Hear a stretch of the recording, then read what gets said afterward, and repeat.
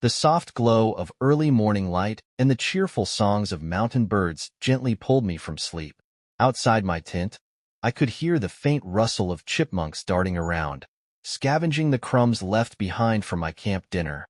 The serene joy I felt, immersed in nature for the first time in years, was short-lived as the weight of today's reality settled back on my shoulders.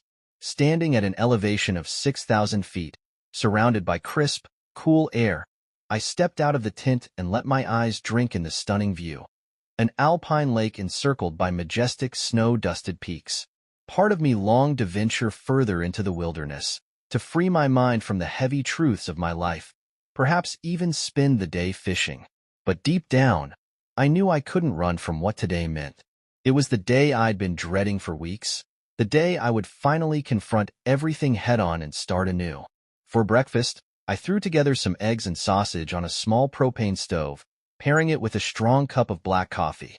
As I sat there eating and preparing for the 6-mile hike back to my car, I marveled at the fleeting beauty of that moment.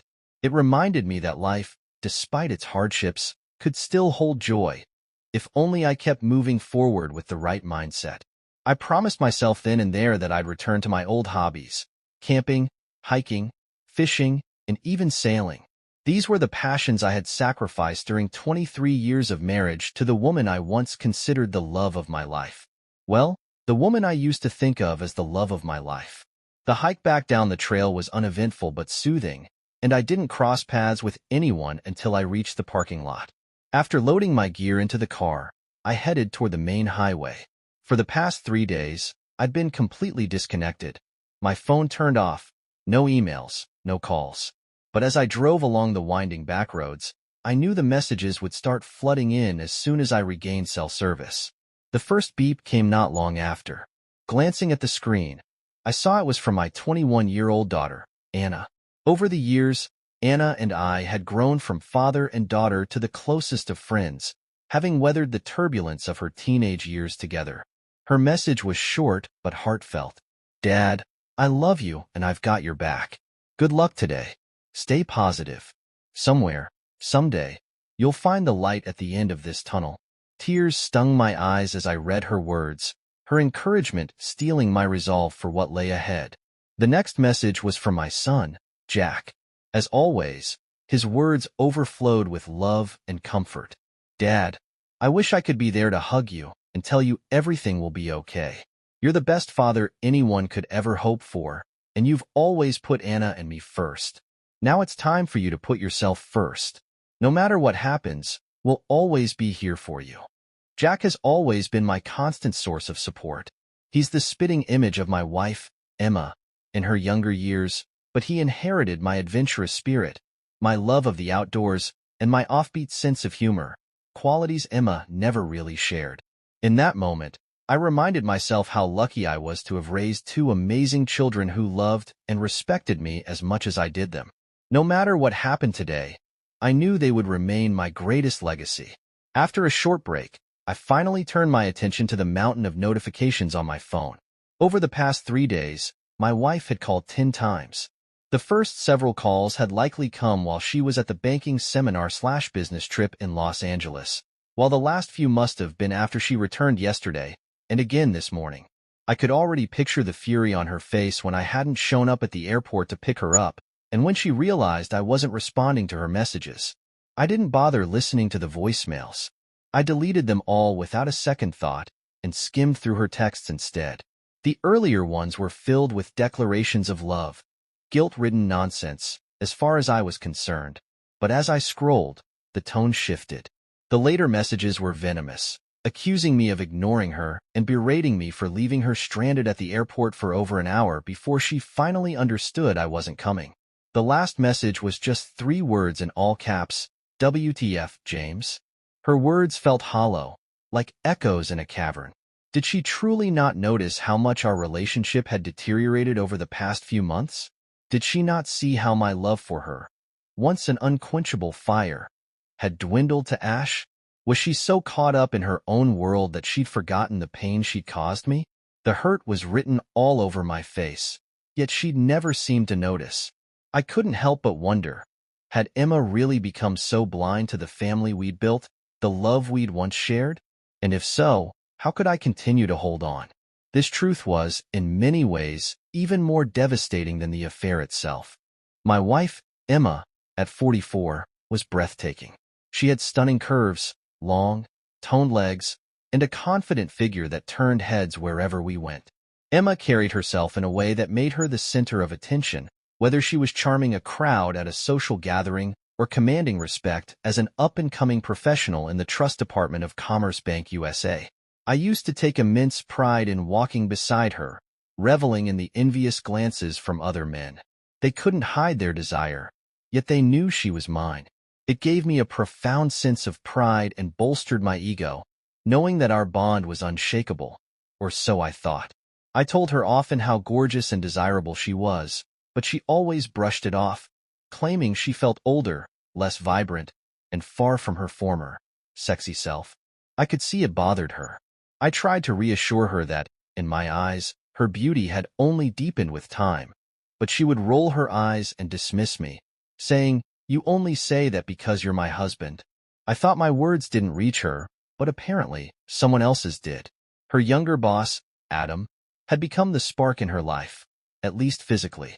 It stung to realize that I was no longer the man who lit up her world. Somewhere along the way, I had been relegated to the role of a dependable but unexciting friend. The sad truth was, I didn't even feel like we were friends anymore, though Emma seemed blissfully unaware of how far we drifted apart. Adam, the cocky and wealthy vice president of her department, was everything she now admired. Tall, lean, and brimming with confidence, he struck me as insufferable the few times we met. Yet, Emma spoke of him with such admiration, praising him as a natural leader. Reflecting on it now, I realize it was 4 months ago, around the time she stopped mentioning him in our conversations, that her affair must have begun. That was the beginning of her betrayal and the slow unraveling of the 20 years we'd spent building a life together. I shook off the bitter memories, turned my attention back to my phone, and, with a surge of anger, deleted all of Emma's messages in one swift motion. Next, I opened an email from my lawyer, confirming that all the paperwork was ready to move forward as per our agreements. There was also a private message in one of my chats. "The person you were interested in got into serious trouble during a robbery." I didn't dwell on it. Once I closed the chat, the message automatically disappeared. The following email brought a sharp pang of finality. My resignation from work had been processed. My stock options had already been liquidated, with the funds transferred to my new checking account. Financially, I'd be stable for a few years, even though the taxes would sting. But honestly, I didn't care. What mattered was that I was cutting ties, preparing to start over. As I was about to pull back onto the road, my phone rang. Emma's name flashed on the screen. My gut twisted, but I realized there was no better time to confront her. Like ripping off a Band-Aid, it had to be quick, firm, and final. I took a deep breath and answered in the calmest voice I could muster. "Hey, Emma, what's up?" Her response was immediate, loud, and full of fury. "What's up? Seriously, James? First of all, where are you? You didn't pick me up from the airport, you weren't home last night, and you've ignored every call and text I've sent all week. What the hell is going on?" "Well, Emma," I said dryly, "I figured you wouldn't mind me being gone. I thought you'd appreciate the chance to pull yourself together before having to face me, the kids, or your parents. Isn't that how your double life works?" "What?" she spat, her voice sharp with confusion. "What the hell are you talking about? Double life? James, you're not making any sense. And by the way, why aren't the kids answering my calls? And where the hell is our king-sized mattress? I had to sleep in the guest room last night." I smirked, though there was no joy in it. "Emma, you've been living in a twilight zone of your own making. Welcome to the reality you dragged our entire family into." Her anger faltered. I could hear the shift in her tone, her confidence beginning to waver. "What does that even mean? James, where are you? What is happening right now?" "It doesn't matter where I am. What matters is that I've spent the last week figuring out how to walk away from the biggest betrayal of my life and start over." I heard her inhale sharply. My words had hit their mark. Still, she continued to play dumb, her voice trembling. Betrayal? James, you're imagining things. I don't know what you're talking about. I love you. There's nothing between me and Adam. Well, I said coldly, at least now you've admitted you know exactly which Adam I'm talking about. For a second, I thought maybe there was more than one. James, stop it. I don't know what's going on, but you're wrong. I only love you. Love me? I laughed bitterly. You've been lying to me for months. Do you really think I wouldn't find out? Tell me, Emma, did you think you could keep this hidden forever? Or did you just not care if I found out? You could have had the decency to tell me the truth. If you wanted a divorce, you should have said so. It would have saved us all this pain. Her voice broke then, and I could hear her beginning to cry. James, she sobbed, her words trailing off into silence. I heard her sobbing through the phone. Don't even say the word divorce, James. Please, you have to believe me. I love you. I've only ever loved you. Just come home so we can talk about this. Nothing is going on. How can you think otherwise? It was obvious that Emma believed I had no evidence, that I was bluffing. She was determined to cling to this charade. So, you're telling me you never slept with Adam? Never brought him into our bedroom? Never had him on our king-sized mattress, the one that's now missing? Of course not. James, what the hell are you talking about? She snapped. Hold on a second, I replied, my voice steady. I opened my phone and found the photo, one of the many I had collected. It showed Adam behind Emma, mid-act, with her face full of ecstasy. The strain on his expression left no doubt that he was giving it his all. I had received this photo, along with several others and videos, from the hidden camera I discreetly placed inside the clock on our dresser. I bought it after a tip-off about her affair. Without hesitation, I sent the photo to Emma and switched back to the call.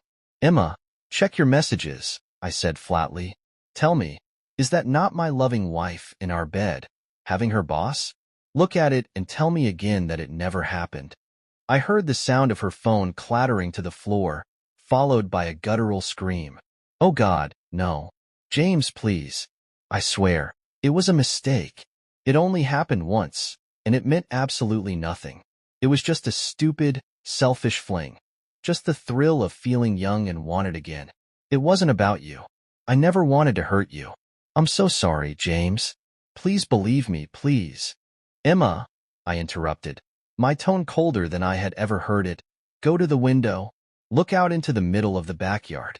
Do you see that pile of ashes, charred wood, and metal? That's our mattress. I burned it. That's what your betrayal has done to us. It's a symbol of the fire you started, of the way you destroyed our marriage, our family, and everything we built together.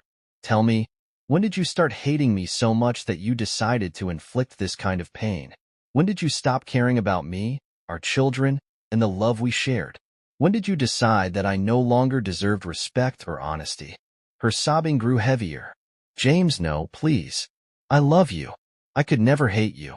I want to spend the rest of my life with you. It was a terrible, selfish mistake. I wasn't thinking. It didn't mean anything. It wasn't about you. I cut her off. Emma, the kids and I are done with your lies. Can you, for once, tell the truth? Just stop. I heard her voice waver as she asked, is that why kids aren't answering my calls? Did you tell them? Did you turn them against me? How dare you? I replied, my voice rising with anger. I didn't need to turn anyone against you. You did that all by yourself. Your selfishness, your affair, your lies, that's what drove them away. They've seen exactly who you are, Emma. And no, I didn't tell them anything. They told me everything. The kids were the ones who discovered your disgusting betrayal, and they came to me, crying, trying to figure out how to tell me what you'd done. You think they respect you now?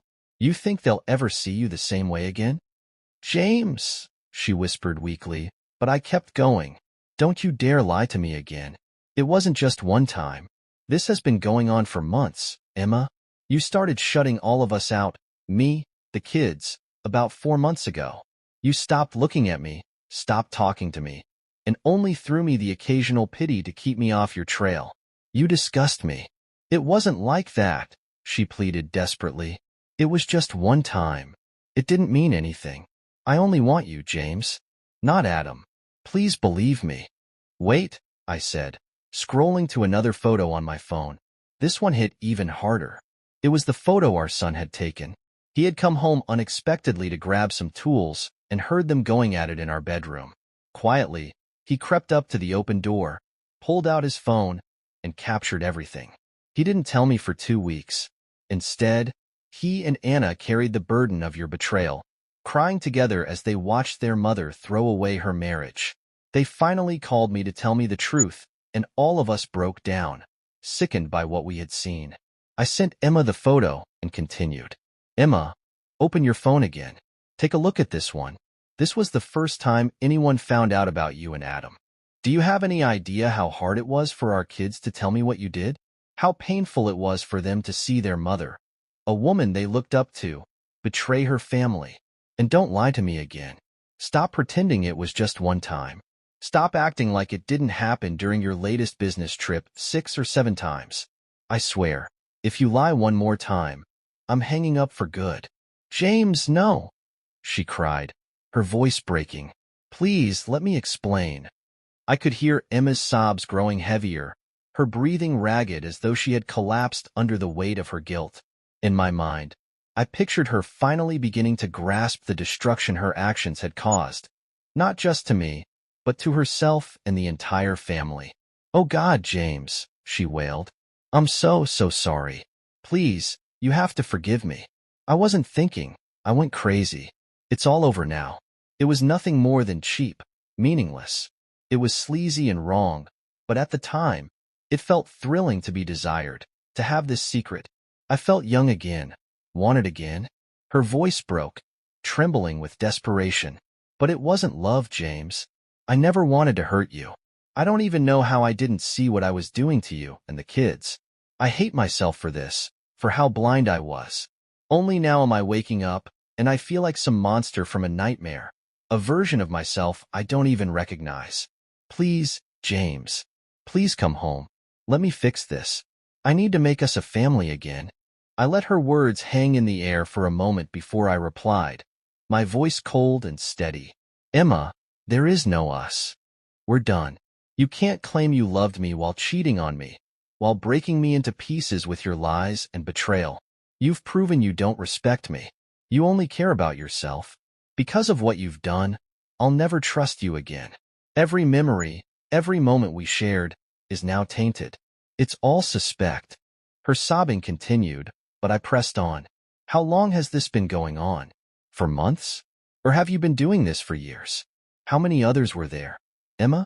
Should I be questioning whether my children are even mine? No, don't bother answering. I wouldn't believe a word you said anyway. Of course, I'll need to get tested for STDs, something I never thought I'd have to do because of you. There's nothing left here, Emma. Nothing. You've hurt me in ways I never thought possible. I never imagined the woman I loved and built my entire life around would discard me like garbage. But you did. James, please, she begged. Don't say that. I'll do anything. I'll go to therapy. I'll let you sleep with other women. Anything you want.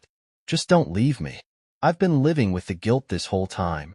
I always came back to you because you're the one I love. It was meaningless, James. A stupid, selfish mistake. Please forgive me. I'm so sorry. I took a deep breath, forcing myself to stay calm. Save your breath, Emma. I don't believe a word coming out of your mouth. And frankly, I don't care anymore. Now, listen carefully. On Monday, you'll be served with divorce papers at the bank. No. Oh God. James, please don't do this. Don't divorce me. I ignored her pleas.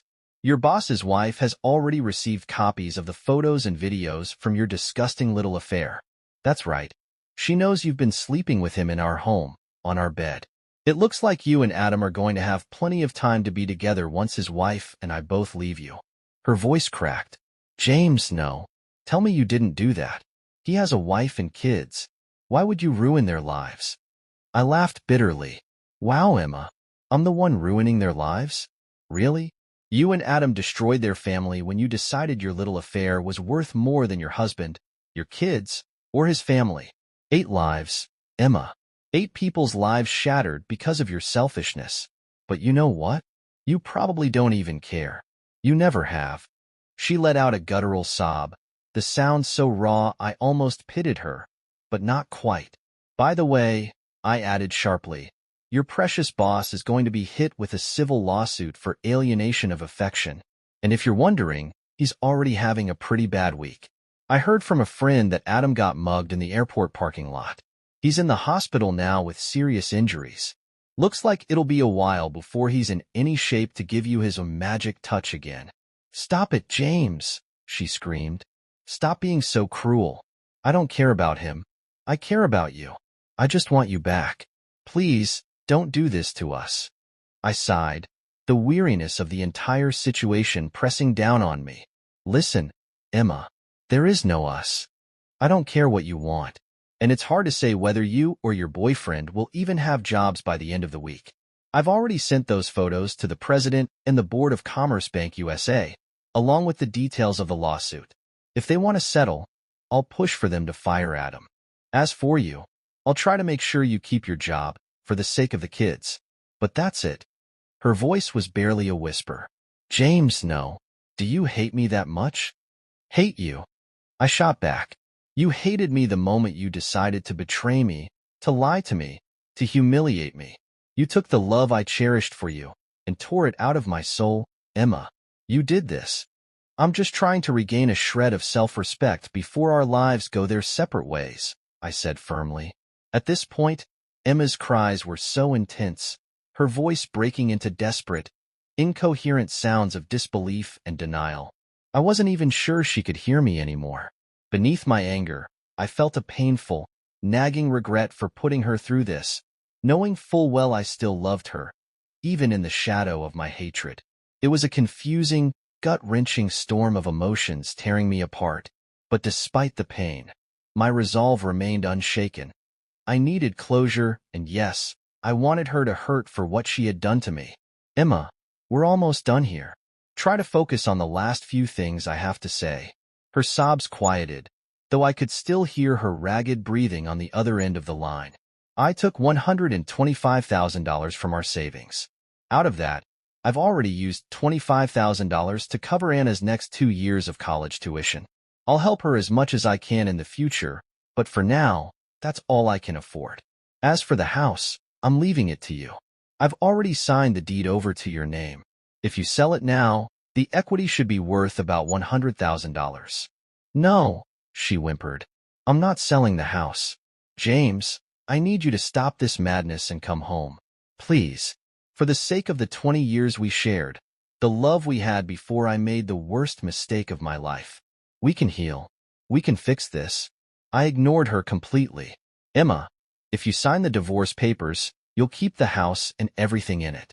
I'll take the remaining $100,000 from our savings, and that'll be the end of it. If you choose to fight the divorce, it doesn't matter. I won't be around to argue. Do whatever you want. I don't care anymore.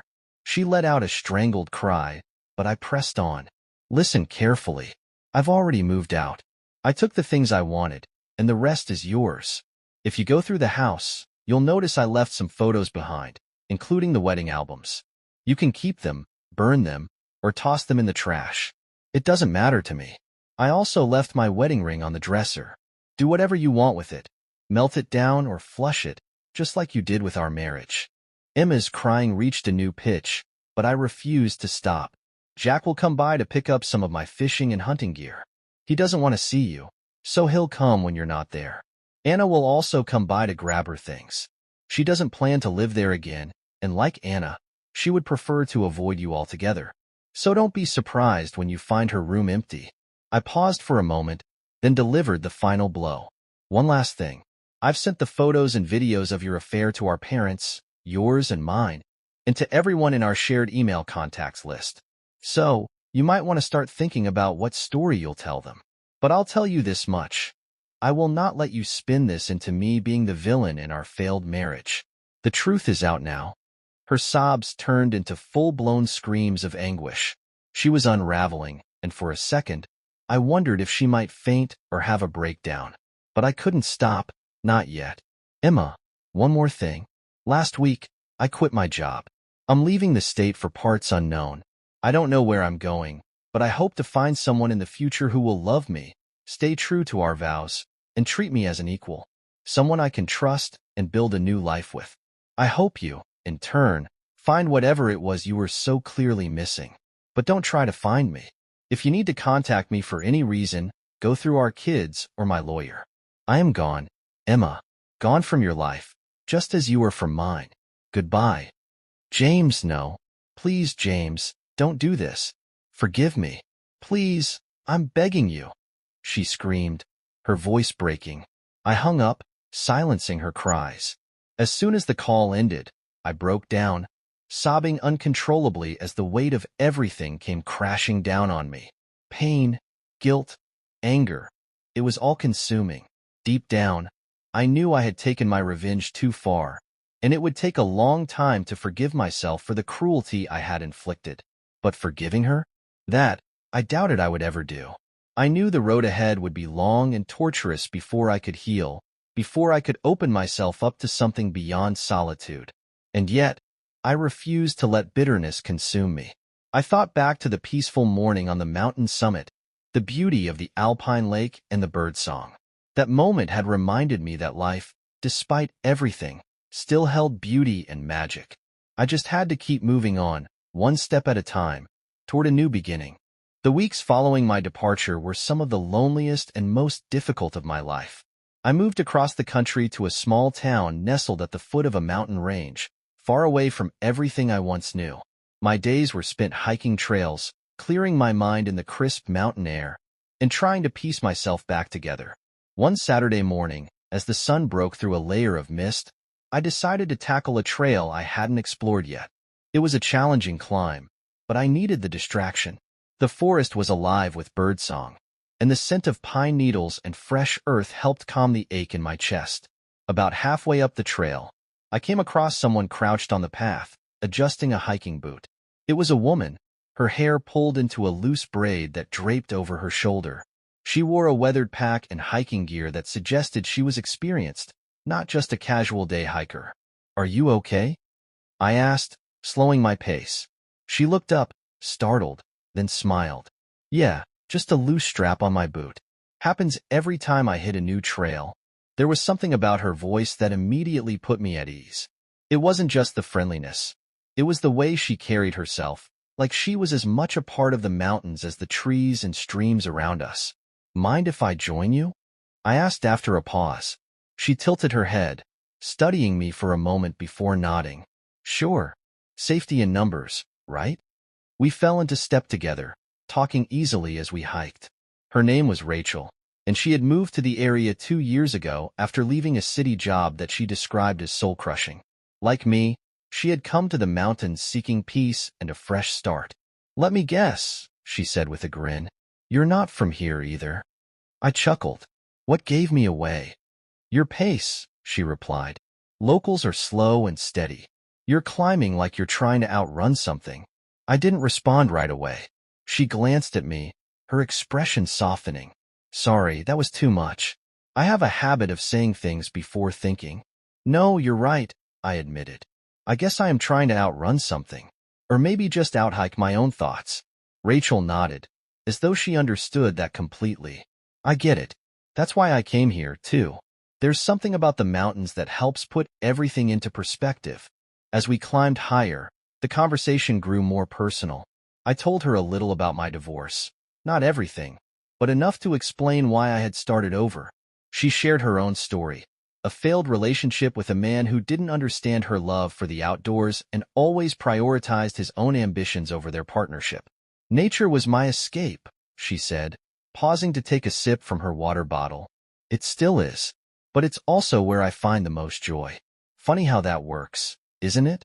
Sometimes you have to lose everything to rediscover yourself. By the time we reached the summit, the sky had cleared, revealing a breathtaking view of the valley below. We stood there in silence for a while, taking it all in. "Thanks for letting me tag along," I said eventually. Rachel smiled, brushing a loose strand of hair from her face. "You're welcome. But you're the one who asked to join me, remember?" I laughed, feeling lighter than I had in months. As we made our way back down the trail, she asked, "Are you doing anything tomorrow?" "There's a spot I've been meaning to check out. It's got a waterfall and a view that's supposed to be incredible." Interested? For the first time in a long time, I felt a spark of something I thought I'd lost, hope. Yeah, I said. I'd like that. We exchanged numbers before parting ways, and as I drove back to my cabin that afternoon, I realized that the mountains had given me more than just solitude and healing. They had brought someone into my life who shared my passions and understood my pain in ways that no one else could. It wasn't love, at least, not yet, but it was a beginning. And for now, that was enough. What would you have done if you were in my shoes? Let us know in the comments.